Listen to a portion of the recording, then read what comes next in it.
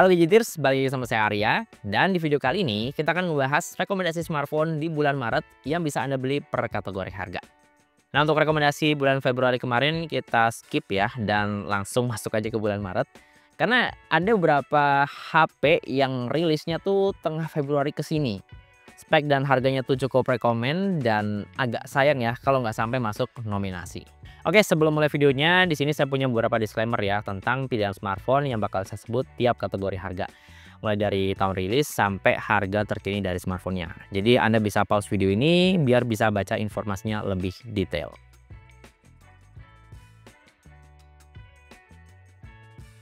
Di harga 1 jutaan saya punya 3 pilihan. Yang pertama ada Itel P70. Ini harganya 1,3 juta. HP Itel terbaru yang pakai baterai super duper badak di kelasnya 6000 mAh. Dan kalau kita ikutan PO bakal dapat free charging case itu 4000 mAh. Jadi kalau di total ini baterainya 10.000 mAh. Terus yang kedua ada Itel P55 5G. Ini harganya juga 1,3 jutaan dan kayak namanya dia udah 5G ready dan bisa dibilang ini HP 5G yang termurah di pasaran saat ini. Yang ketiga ada Itel RS4 di harga 1,7 jutaan. Ini HP jutaan yang performanya tuh paling lumayan ya. Mesin, storage sampai charger itu ngebut semua. Nah, dari 3 pilihan tadi saya paling suka sama Itel RS4 karena ini HP tuh yang performanya harian tuh cukup enak ya. Mesinnya kenceng pakai Helio G99, terus storage-nya juga ngebut ya, udah UFS 2.2 dan ngecasnya juga bisa lari kenceng, pakai 45 watt, ngisi sampai penuh itu cuma 1 jam lebih dikit. Di harga 2 jutaan ada 3 nominasi smartphone. Yang pertama itu Tecno Spark 30 Pro. Ini harganya 2,1 jutaan dan desain transformernya tuh cakep banget. Dan 2 jutaan tipis udah pakai kamera 108 megapiksel. Terus yang kedua ada Poco M6 Pro. Ini harganya 2,4 jutaan dan ini bisa dibilang smartphone 2 jutaan yang layarnya paling cakep dan kameranya paling full tim. Terus yang ketiga ada Moto G45. Ini HP barunya Moto di harga 2,4 jutaan. Dia udah pakai 6S Gen 3 ya, Snapdragon, jadi udah 5G ready. Dan vegan leather case-nya tuh cakep banget, warnanya gonceng semua. Plus udah pakai OS Android yang murni. Nah, dari 3 pilihan tadi saya paling suka sama Poco M6 Pro. Emang ini HP bukan yang paling baru-baru banget, tapi speknya itu paling all rounder di harga 2 jutaan ya. Mesinnya cukup kenceng, Helio G99, terus layarnya ini terbaik ya, AMOLED Full HD, 120Hz pula, terus ngecasnya juga kenceng di 67 watt, dan yang paling menarik nih, kameranya paling full tim, ada lensa ultra wide 0,5-nya. Lanjut di harga 3 jutaan saya punya 3 pilihan smartphone nih. Yang pertama ada Poco S6, ini harga 3,4 juta dan di harga segini dia udah pakai RAM 12 GB. Ini yang termurah di pasaran untuk saat ini. Yang kedua ada iQOO Z9, ini harga 3,6 jutaan dan dia udah pakai mesin naga paling ngegas di 3 jutaan ya, Snapdragon 7 Gen 3. Ini udah emulator friendly dan baterainya juga badak di 6000 mAh. Terus yang ketiga ada Infinix GT20 Pro. Ini si paling main game rata kanan lah. Dimensity 8000 luar ultra emang gak ada obat. Speknya kencang, main game Genshin Impact yang berat pun tuh masih berasa mulus ya. Dan di sini ada RGB-nya jadi berasa kayak HP-HP gaming. Dari 3 pilihan tadi, saya jujur lebih suka sama iQOO Z9. Emang sih Infinix GT20 Pro itu speknya paling kenceng. Cuma ya dia pakai Dimensity, pakai MediaTek. Yang mana itu nggak terlalu bersahabat lah dengan aplikasi-aplikasi emulator. Jadi ya Snapdragon 7 Gen 3 di iQOO Z9 punya ruang yang lebih luas ya. Nggak cuma buat main game yang kekinian, tapi juga bisa main game-game jadul lewat emulator. Di harga 4 jutaan ini ada 3 pilihan smartphone yang cukup menarik. Yang pertama ada Redmi Note 14 Pro 5G di harga 4,3 jutaan ya. Ini Redmi Note yang paling sweet spot lah. Udah pakai layar lengkung, anti air dan mesinnya juga cukup ngebut pakai 7300 Ultra.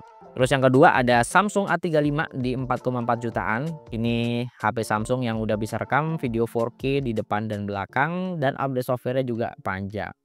Dan yang ketiga ada Honor X9C. Ini pemain baru ya dan harga PO-nya tuh bener-bener menarik, 4,6 juta. Ini HP desain cakep yang serba anomali ya karena dengan bodi tipis dia tuh baterainya super duper badap di 6600 mAh dan juga tahan banting. Jujur di harga 4 jutaan ini agak susah sih milihnya ya. Apalagi pas under ini bisa masuk di 4 jutaan. Tapi kalau sebenarnya Anda tuh lagi cari HP outdoor yang tahan banting, bisa dicelupin ke air, terus baterai badak, tapi desainnya tuh masih cakep dan tipis, Honor i9C ini bisa jadi salah satu pilihan yang cukup menarik sih.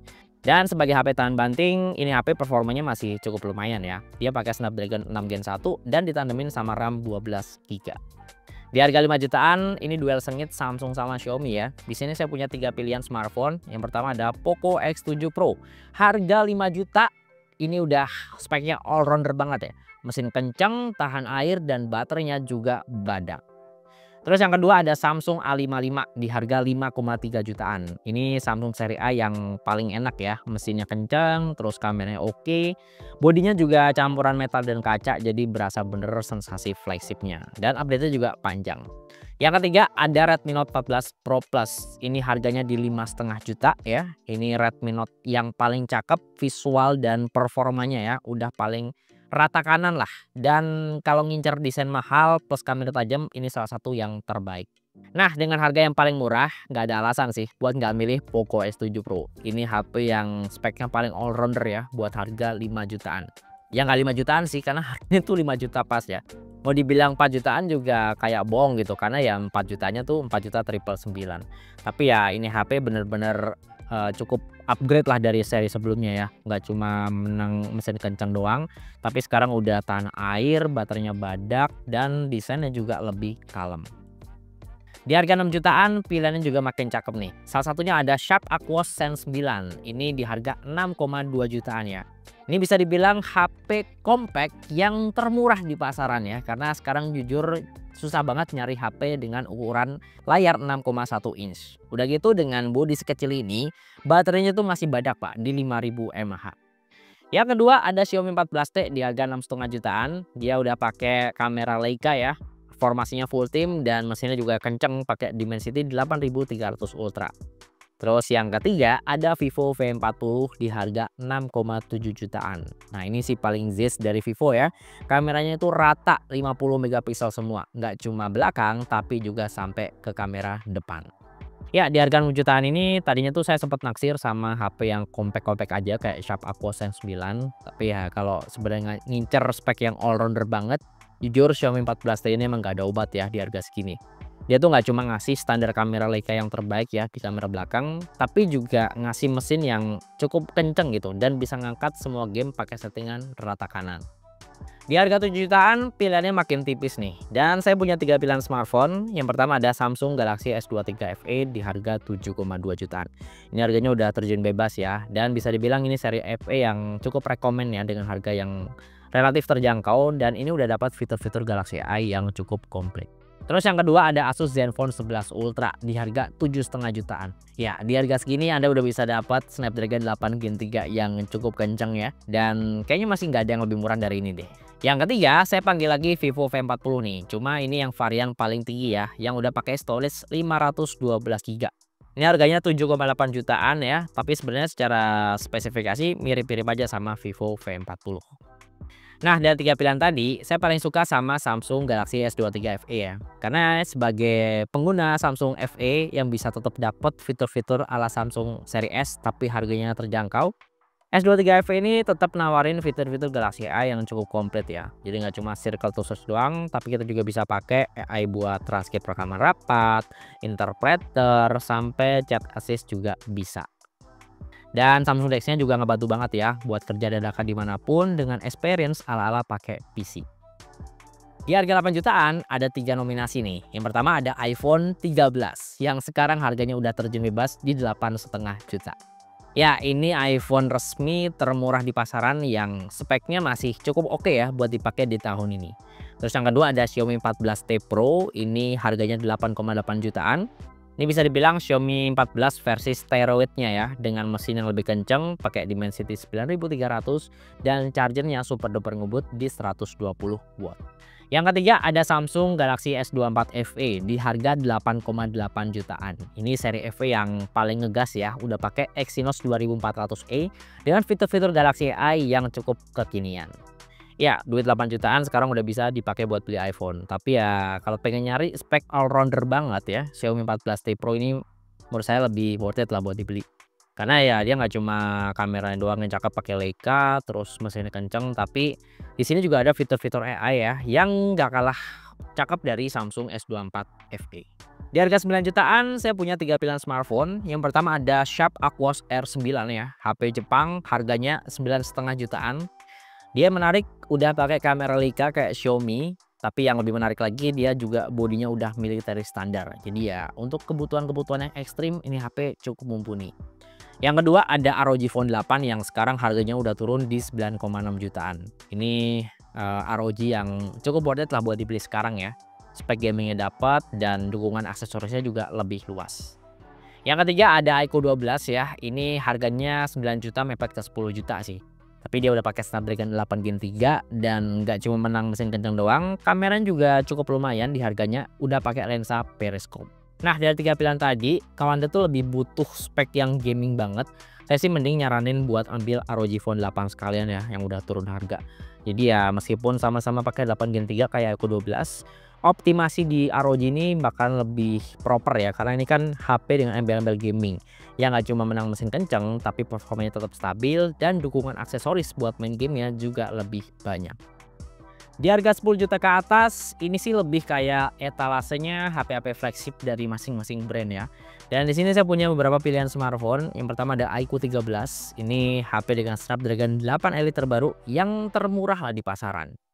Terus yang kedua ada Oppo Find X8 ya. Ini tongkrongan ala iPhone tapi isinya Android dengan spek salah satu kamera yang terbaik di kelasnya.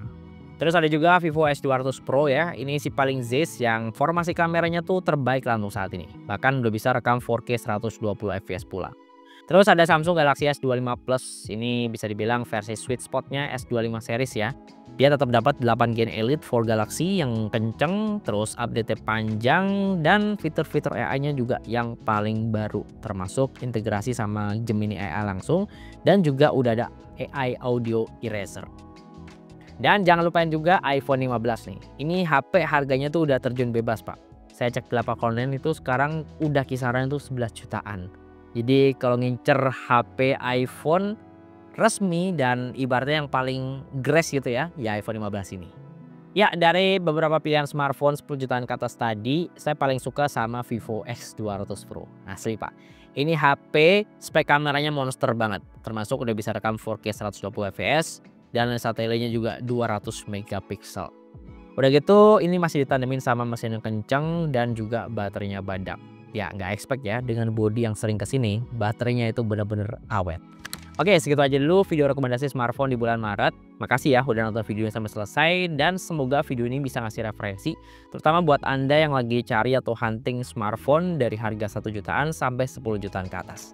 Nah untuk ngecek spek lengkap dan link pembelian masing-masing smartphone yang saya sebut tadi, Anda bisa langsung cek linknya di kolom deskripsi di bawah video ini. Sekali lagi ini adalah pilihan subjektif dari saya pribadi ya. Jadi kalau Anda punya pilihan terbaik dari masing-masing kategori harga tadi, Anda bisa langsung tulis aja di kolom komentar di bawah. Ya di sini dengan saya Arya dan di belakang kamera ada Tama. Sampai ketemu di video berikutnya.